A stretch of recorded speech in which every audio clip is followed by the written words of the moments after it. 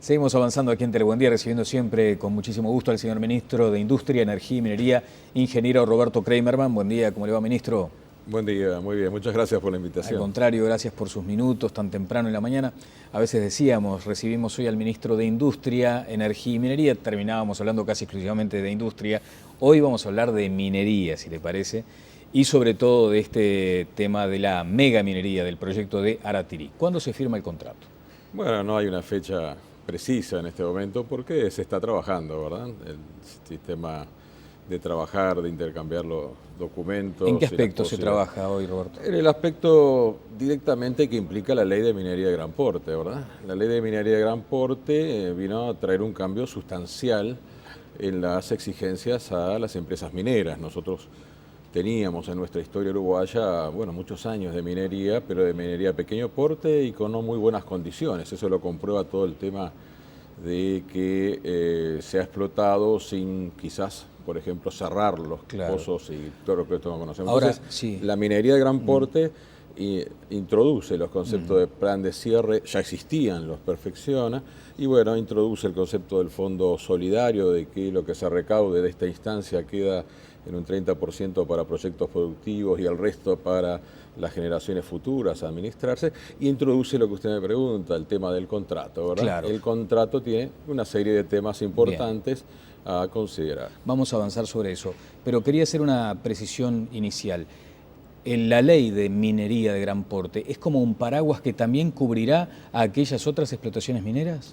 Exactamente, toda explotación minera que supere las 400 hectáreas o que supere una inversión de 100 millones de dólares o que facture al año más de 100 millones de dólares o que se contemple algún aspecto específico del tipo que se han fijado como alternativas. Estos tres primeros criterios son los criterios claros de definición de minería de gran porte. Bueno, contempla esa minería, no la minería de pequeña porte, a la cual ya modificamos en el 2011. O sea, no se da la paradoja esa de que hay mucha exigencia para la mega minería y se descuida el otro aspecto. No, acá ha habido un tema de un aprendizaje interesante.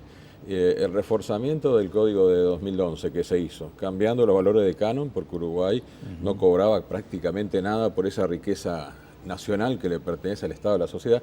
En 2011 ya hay cambios importantes en la transparencia, en las garantías, con las notificaciones previas, y en el 2013 viene lo referido a la minería de gran porte. Pero esto ha sido un aprendizaje importante porque esto, en común acuerdo de los 4 partidos políticos en su momento, tenían como definido de que había que reforzar las capacidades a través de convenios internacionales con países reconocidos institucionalmente en este tema. Y esto aplica también a la minería de pequeño porte. En definitiva, hay una mejora de todo el panorama en la medida de que hay una fuerte refuerzo de las capacidades del Estado. Si no, se daría un absurdo, ¿no? Cuidar mucho al grandote y el chiquito me puede hacer mucho daño también. Exactamente, exactamente. Chiquito han habido todo tipo de comportamientos, ha habido comportamientos buenos, sin ninguna duda. La minería a lo largo de los siglos no tiene una buena fama o trayectoria. Recordemos que incluso en América el descubrimiento en parte se da por la búsqueda de los minerales en condiciones, pero estamos hablando, bueno, de cientos de años. Y cuando vamos a la situación actual, lo que vemos hay dos grandes tipos de países con mucha institucionalidad democrática, con mucho fortalecimiento del Estado, tipo Canadá, Australia y otros, donde la minería reporta ingresos que son interesantes y se distribuyen a la sociedad. Y hay otros países con problemas. Eso es muy reconocido. Después vamos a hablar, si le parece, de la ecuación económica que plantea el proyecto. Me gustaría detener lo del contrato. Se ha cuestionado por parte de quienes se oponen a esta firma en reserva que no se publiquen los detalles. ¿Cuál es su postura en ese sentido, ministro? Bueno, el contrato trata temas bastante diversos que están bien sustanciados dentro de lo que es la ley. O sea, el contrato sigue estrictamente lo que es la ley, lo fija para las condiciones particulares de una explotación. Será esta que estamos hablando o serán otras futuras. Recordemos de que el Estado y la empresa minera en los proyectos de minería de gran porte tienen 360 días para acordar un contrato. Si este se acuerda, se avanzará en el tema minero. Si no se acuerda, después hay 90 días para que la empresa minera presente una alternativa, y si esto no ocurre, el Estado se hace cargo, en definitiva, de minería de gran porte. Entonces, para ir a la respuesta a su pregunta, el contrato contiene temas de cuál va a ser el programa de inversiones, cuál va a ser el tiempo de explotación y el tiempo de construcción. ¿Cuáles pueden ser las posibles causas de rescisión o de renegociación del contrato? ¿Cuál es el desarrollo de proveedores? Nos interesa muchísimo que las grandes inversiones, cosa que no ha ocurrido en todas, no sean grandes inversiones ciertamente de mucho volumen de dinero, pero de productos mayormente importados. Bueno, entonces todos esos temas son los temas del contrato. Son, como decíamos, temas bastante complejos. Y el tema un contrato sí. se cierra en el momento que se firma, o sea, Claro. hasta ese momento no hay Claro. un contrato firmado. Usted dice que no hay fecha para la firma, o sea, no quiere decir que sea el mes próximo, por ejemplo. No, lo que yo quiero decir es que estamos trabajando bastante bien ¿Y avanzando. por qué se ha venido sobre esto. postergando, ministro? Porque hay algunos temas que requieren de temas administrativos o de temas de definiciones. Pongamos Y en lo lo que pasó, sí. como el tema de las notificaciones, que era correctamente, se notificó a una cierta cantidad de personas, ¿verdad?, que tienen los predios Claro. en lugares donde la minería va a estar, sea en forma directa o indirecta, o por ejemplo en el tema garantías, ¿no? El tema garantías puede llevar el tiempo que sea necesario. Garantías económicas, digamos. Sí, recuerda que hay una innovación importantísima acá, una innovación de que hay dos garantías que tiene que depositar la empresa minera. Una, la de fiel cumplimiento del contrato, de lo que acabo de decir, los temas volúmenes, producciones, forma de explotar, todo lo demás. Y por otro lado, la garantía para el cierre de minas. Por primera vez se hace todo un cálculo y se refuerza fuertemente un hecho que en la minería es fundamental, que es lo que comenzamos hablando recién, que en algún momento hay que ir cerrando por etapas, va la cosa, ¿verdad? La explotación va por etapas, y para ese cierre de minas hay que tener dinero previsto, una garantía depositada. Otra garantía que tiene que ver más con el contrato, con la firma del contrato, es la garantía fiel de cumplimiento del contrato. Eso se hace en casi todas las obras que el gobierno promociona, desde energía y el eólica. componente ambiental, ministro, que parece ser el más debatido en este tiempo, o sea, ustedes están, cuando digo ustedes, el Poder Ejecutivo, a la espera de lo que diga la Dirección de Medio Ambiente respecto a la aprobación o no, para luego avanzar más en el contrato. Hay que ver cuáles son los pasos precisos. Para iniciar la explotación, en el momento que se inicie la explotación, si se llega a feliz término desde el punto de vista del compromiso del acuerdo del contrato, tiene que haberse dado los pasos de firma del contrato, como estipula la ley, como explicaba recién en cuanto a los plazos determinados, la autorización ambiental previa y la toma de posesión con el amojonamiento. A ver, Todos permítame esos pasos. la interrupción Todos esos porque pasos. me parece ¿Cómo no? importante. O sea, para la firma del contrato debe estar habilitado por medio ambiente. No, no debe estar A habilitado. ver. No es necesario que esté habilitado Por eso, por el medio ambiente. eso es lo que había entendido. No. Menos mal que hago la precisión. Para comenzar la explotación, antes de comenzar la explotación, para tomar posesión de los terrenos y por lo tanto comenzar las obras previstas, que bueno, en este caso serán obras que la empresa estima por 2.700.000 dólares, ¿verdad? Para entonces comenzar en ese sentido la toma de posesión, necesariamente debe estar la autorización ambiental previa y el contrato. Pero el contrato es el primer paso, porque el contrato lo que implica es que la empresa minera va a salir con ese contrato a lograr, si es posible, el financiamiento, a tal punto que la ley misma prevé, bueno, hágase el contrato y después tiene 6 meses para demostrar. Primero tiene que poner la garantía, que es una cantidad importante en dólares y que tiene esa seguridad que antes no teníamos en ese sentido. Pero tiene que demostrar, decía, firma el contrato, tiene 6 meses para demostrar su capital propio y 12 meses para demostrar su financiamiento. En ese trámite, entonces, el financiamiento final va a tener que lograrlo la empresa y mientras tanto, antes de poder entrar a trabajar, tiene que lograr la aprobación de la autorización ambiental previa. Por lo tanto, digamos, estos caminos conducen entonces a que no se puede hacer nada sin eso, pero tiene que arrancar por algún lado porque si no, no va a haber avance. Bueno, demostrar que es una empresa de hierro y no de papel, utilizando o sea, que es una empresa fuerte, ¿no? Porque estamos ante una circunstancia de duda sobre el emprendimiento. Hay allí como una búsqueda de antecedentes y no se encuentran antecedentes de esta empresa, ministro. Un apunte sobre eso. ¿Cómo no? Nosotros hemos visto antecedentes de la empresa.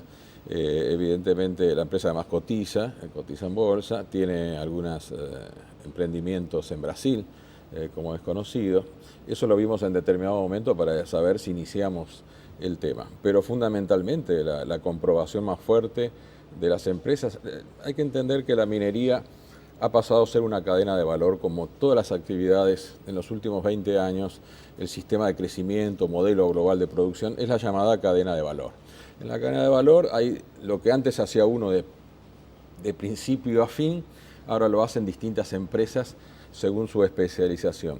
Entonces, muchas veces de lo que se está hablando acá, lo que usted me pregunta, ese apunte, es, bueno, la empresa va a vender, nosotros no lo sabemos, pero seguramente la tendencia en la minería, en la gran minería fundamentalmente, es que haya empresas que se dedican a distintas cosas. Muchas empresas de servicio especializadas en construcción, en inversiones, y eso, una empresa especializada en recordemos que acá hubo etapas de varios años de prospección, porque esto se habla desde 2007, ¿verdad?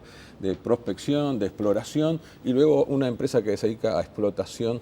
Entonces, esa cadena significa que hay distintas empresas caminando.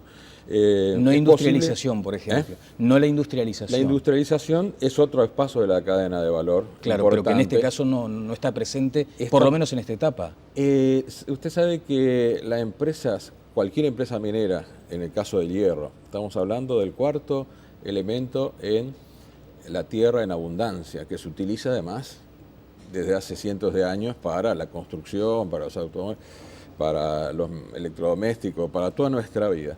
Pero entonces hay mucha producción de hierro. Estamos hablando de 1.500 millones de toneladas, donde el principal productor es Australia, justamente con 600 millones de toneladas.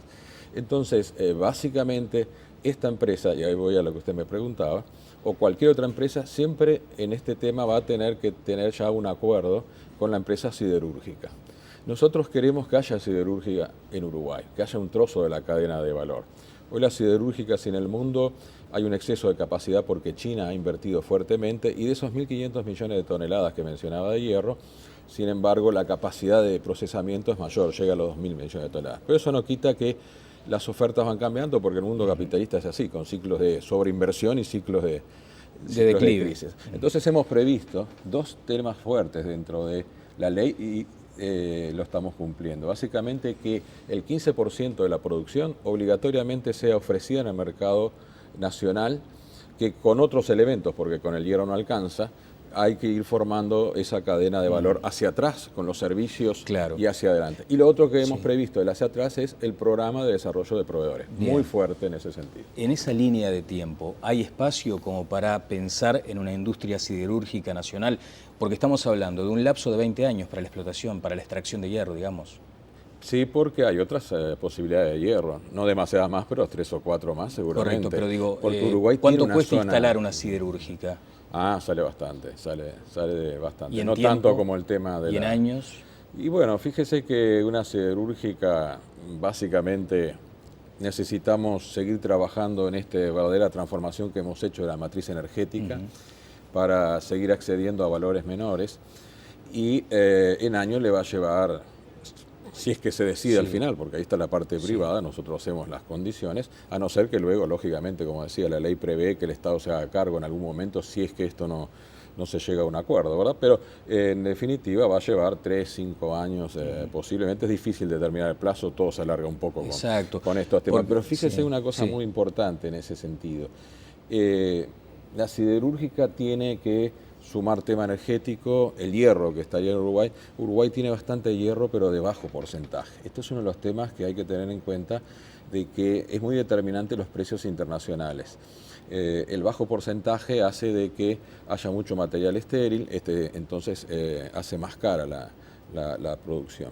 Pero Uruguay podrá tener 3 o 4 minas más de hierro, es posible, hay pedidos de prospección, exploración. Recordemos que la empresa no es que llega a esta etapa porque la elige, sino porque viene de prospectar y explorar.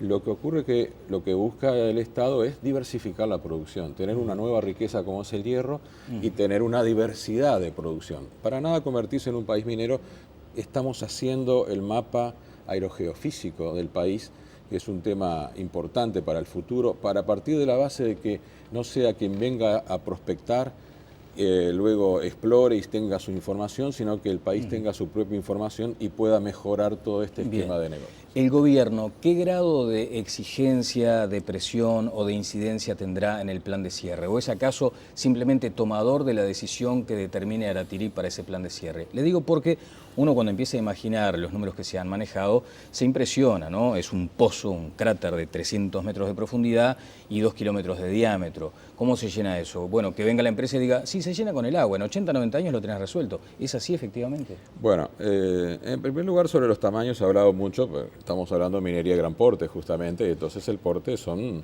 de algunas cantidades en sectores de cientos de hectáreas, que en este caso puede sumar unas 4.000 hectáreas básicamente, ¿verdad? Y el total además de todos los sistemas de apoyo y eso sumar 14.000 hectáreas. Dentro de lo que es el territorio nacional, nosotros ya lo hemos dicho, lo que ocurre es que el hierro, como decíamos, es el cuarto elemento de la abundancia de la tierra, pero no está uniformemente distribuido. Está concentrado en lo que se llama yacimientos cuando son explotables. Entonces, por eso se menciona Valentines, por ejemplo. Claro, una zona pequeña, en definitiva. Uruguay tiene 16, 17 millones de hectáreas. Concentra en 10.000 hectáreas una riqueza muy grande y muy importante.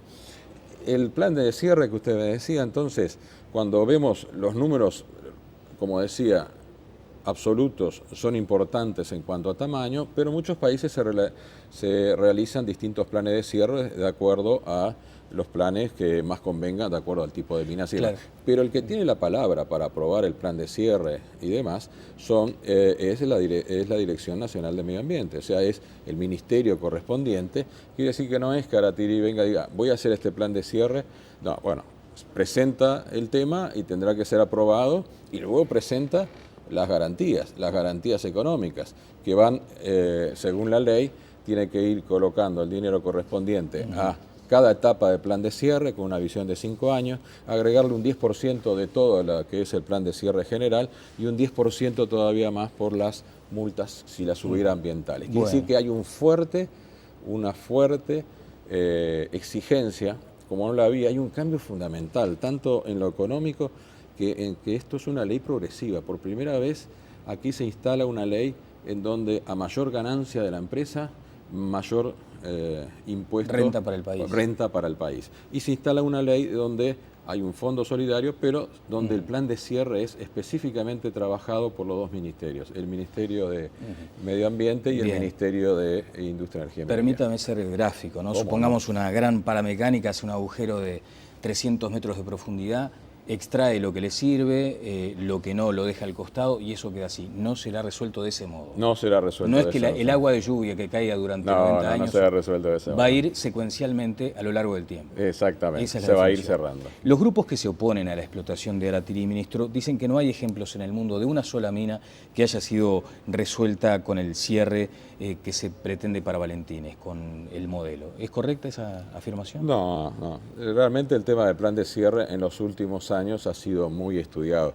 Aquí todavía hay que terminar de cerrarlo. La empresa tiene que presentar, de acuerdo a la ley de minería de gran porte, elementos adicionales sobre el plan de cierre. Ahora, hay particularidades. Y la DINAMA tiene que aceptarlo. El hecho de que sea un territorio fértil, productivo, es un matiz con respecto a otros países. O sea, se habla, por ejemplo, de minas de estas características, pero en el desierto, en circuitos, hay que ver los planes de cierre en Europa, por ejemplo, de minas de carbón. Hay ejemplos malos y ejemplos buenos. Lo que pasa es que en los últimos años, unos pocos países, y como decía, con gran institucionalidad como es Uruguay toma este tema de la minería con cierta ventaja y desventaja. Tiene la población del país, que es relativamente pequeña en cuanto al tamaño, pero tiene sin embargo un territorio totalmente ocupado por distintos tipos de explotaciones. Esa es una desventaja en la cual, por otro lado, obliga a algo que es una ventaja, a ser muy cuidadoso y exigente con que las nuevas explotaciones que diversifican la producción del país sean muy controladas y sean amistosas, no solo con el medio ambiente, como usted bien marcaba, sino también con la sociedad en la cual casi se inserta. La idiosincrasia, Pero bueno, tenemos una nueva riqueza posible, un mineral de que la humanidad necesita, una nueva riqueza posible que la hacemos conveniente para Uruguay, fundamentalmente a partir de los cambios que introducimos en el 2011-2013. ¿Es conveniente ahora con esta empresa? Eso se verá si alcanzamos un acuerdo. Si se alcanza el acuerdo. Varias veces puso como en duda la posibilidad de la firma del acuerdo. ¿Es un hecho para usted o no? No, yo no lo pongo como en duda. Yo lo pongo como el hecho de que este acuerdo viene muy avanzado, pero que en definitiva hay que llegar al final de él, como cuando usted va a comprar algo, ¿verdad? Tiene que llegar al final de él, va a comprar la casa, le parece bárbaro, pero tiene que llegar al momento de la firma para tenerlo. Si le descubre la humedad, no se firma. Si le descubre la humedad, tiene. Pero nosotros estamos muy positivos en cuanto a que hemos avanzado muchísimo en un tema que es fundamental. Y fíjese que muchas veces se dice, se hace un puerto, por ejemplo, para la Tirí. No, aquí hay un tema de que el puerto es importante para Uruguay, por el lado de que está cambiando estratégicamente y lo reconocen todos los actores portuarios muy fuertemente, y independientemente de eso hay una posibilidad de empezar ese puerto con un tema como es una extracción minera y luego serán los granos y demás. Bueno, si me permite voy a compartir en menos de un minuto de lo que me decía Raúl Viñas, que ha estado embarcado en este movimiento Uruguay libre de megaminería, donde pone en duda sobre todo la ecuación económica de la empresa. Lo escuchamos. Ahora el único que dice números es el ministro de Minería, justamente, de Industria, Energía y Minería, el ingeniero Kramerman, pero bajó los números, de 800 a 900, primero a 450 y ahora a 400. Cuando analizamos eso y vemos la ecuación económica que puede tener la empresa, esos ingresos podrían ser viables para nuestro país. Pero ¿qué sucede? Que a la vez la empresa está diciendo que va a hacer una inversión de 3.000 millones. Y esa inversión, tal cual te lo decía el diputado Posada a ti la semana pasada acá en este mismo lugar. Se deducen. Se deducen porque son costos. Entonces, si la empresa tiene que pagar 400 millones, pero tiene 3.000 para deducir, cuando llega el momento de ir a pagar, de acercarse a la ventanilla, le dicen, señor, tiene que pagar 400. Y la empresa te dice, sí, reconozco que tengo que pagar 400. Tengo 3.000 a favor, me quedan 2.600 y nos vemos el año que viene. Y eso, por lo menos en 7 años. ¿Comentarios, ministro? Sí. Bueno, usted me marcaba opiniones de los diversos grupos que muchos apoyan y algunos otros se oponen. Y bueno, lo hacen por distintos motivos. Creo que es válido en una democracia y fundamentalmente en todos los países con alta institucionalidad hay un reforzamiento de la discusión pública que es bienvenida en la medida de que se vaya informando y por lo tanto se vayan conociendo cuáles son los elementos para que la minería tenga una inserción adecuada. Bueno, así que entre otros temas hay una punta ahí que usted me mostraba recién, ¿verdad?, sobre el tema económico.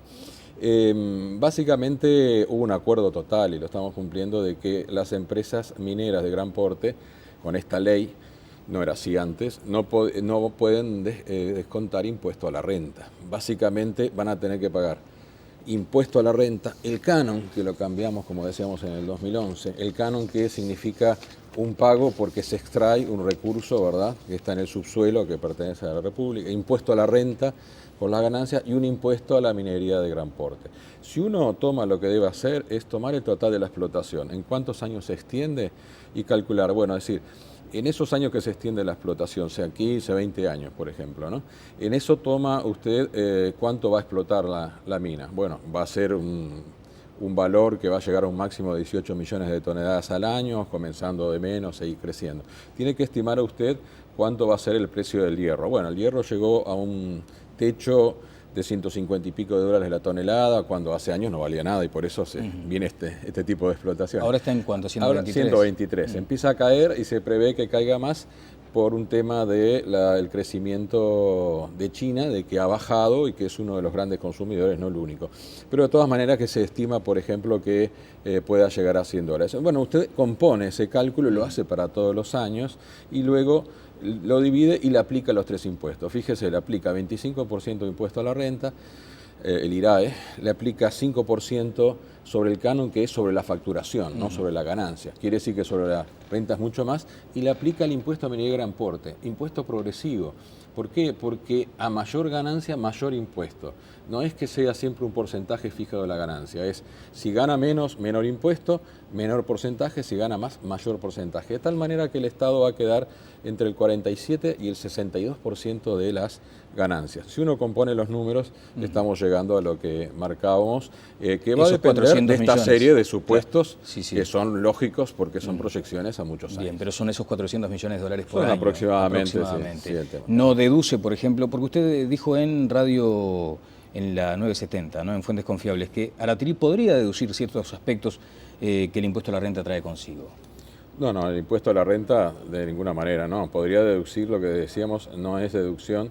El impuesto a la renta mismo prevé lo que son las depreciaciones, por ejemplo, o prevé los distintos elementos y además está previsto, por ejemplo, que en las inversiones que no son competitivas con la industria nacional no se pague el IVA, por ejemplo, Claro. todo ese tipo de cosas. Bueno, ministro, lo espero al día siguiente, si le parece, de la firma del acuerdo, porque Bueno. ahí ya vamos a tener las cosas un poco más claras. Le quiero agradecer. Hay un aspecto, el otro día le pegaron durísimo de Cerro Chato al ministro de Ganadería, lo declararon persona no grata por aspectos vinculados al tema agropecuario. Pero entre otras cosas dice, la no utilización de productos químicos, dice, nos preguntamos, dicen los vecinos de ahí de Cerro Chato, ¿qué son los 43.000 toneladas anuales de explosivos químicos? 200.000 litros de fuel diarios que producirán 30 toneladas de gases. ¿Qué son las 1.700 toneladas diarias de floculante?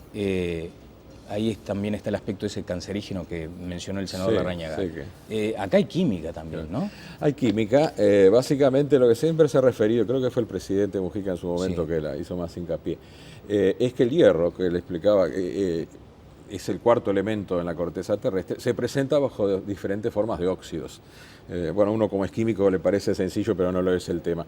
En esta forma que se presenta es la magnetita, ¿verdad?, cuya separación es totalmente magnética, como dice el nombre, y entonces es por medio físico. Pero hay que el hierro, estallar, en otros, se presenta bajo otras combinaciones con el oxígeno, diversos nombres que no vamos a entrar a complicar al televidente, y que implican separaciones químicas. Y entonces, la gran volumen químico que implicaría tener bauxita o cualquier otro elemento, no tener en este caso magnetita, significaría un gran uso de químicos. Luego, como cualquier industria, por ejemplo, la poliacridamida que se mencionaba, cualquier industria tiene tratamiento de efluentes, y más la minería, que tiene un uso importante. Pero entonces, todo eso está dentro de... Es como si me dijera, bueno, mire, tal industria que es totalmente de ensamblaje no va a usar algún químico. Utilizan químicos, lógicamente, pero el proceso central, que llevaría al gran volumen, no lo utiliza. ¿Y las explosiones, ministro? No. Las explosiones son propias de la minería, exactamente. Claro. Lógicamente